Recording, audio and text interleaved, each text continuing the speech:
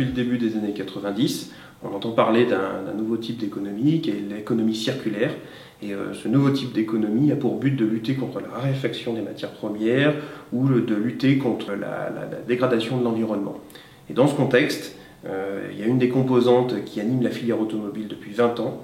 Et ce sujet, c'est l'éco-conception. L'éco-conception a pour objectif de réduire les impacts environnementaux des produits et des process tout au long de leur cycle de vie. Notamment, se caractérise par une vision globale de ces impacts. Donc on a une approche multicritère et multi-étapes. L'éco-conception peut être mise en œuvre par une entreprise, mais va impliquer un grand nombre d'acteurs tout au long du cycle de vie des produits et des process. Sa richesse tient dans l'examen des relations qui existent entre, d'un côté, les choix de conception qui sont relatifs à un produit ou un process, et de l'autre, les flux de matière et d'énergie qui en résultent tout au long du cycle de vie. Au-delà de permettre à l'entreprise de conquérir de nouveaux marchés ou de s'investir dans une politique de développement durable, la mise en place d'un processus d'éco-conception permettra, dans un premier temps, d'augmenter la profitabilité en identifiant les économies possibles dans les étapes de conception et ou de fabrication. Si je prends le cas concret d'un de nos clients, aujourd'hui un équipementier de 200 personnes spécialisé dans la fabrication des pièces automobiles a été capable, dans le cadre de sa démarche d'éco-conception, de mettre en place un nouveau procédé passant de l'usinage à une technique de déformation à froid. Cette série d'actions concrètes a permis de diminuer le nombre et le poids des pièces et d'augmenter considérablement le nombre de fonctions de certaines pièces par leur révision en termes de fonctionnement et de design. L'éco-conception permettra aussi, dans un deuxième axe, d'anticiper les réglementations et les exigences légales.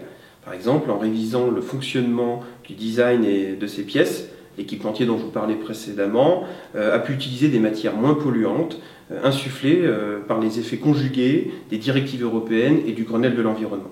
Il faut savoir que les secteurs qui ont adopté intensivement l'éco-conception sur ces dernières années sont bien évidemment le transport, mais aussi l'emballage et l'électronique, et de manière plus globale tous les produits concernés par le programme REACH.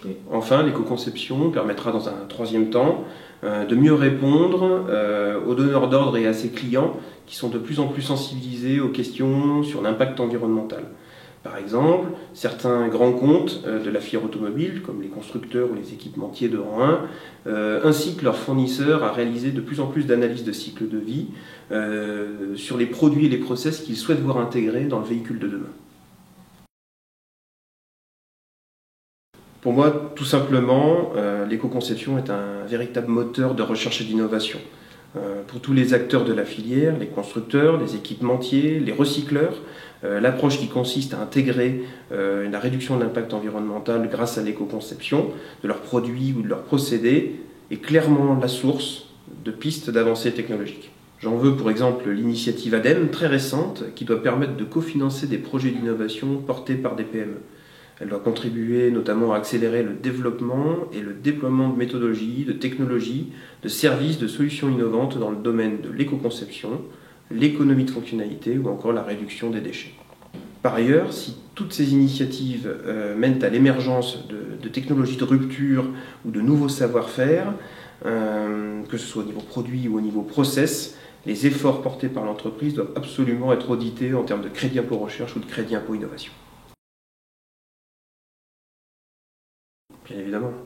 Même si dans un premier temps elle peut apparaître comme un frein au regard des contraintes réglementaires, normatives et qualité, l'éco-conception reste un véritable atout de dynamisation de l'entreprise. Les projets d'éco-conception conduisent et conduiront à un développement industriel et économique des entreprises.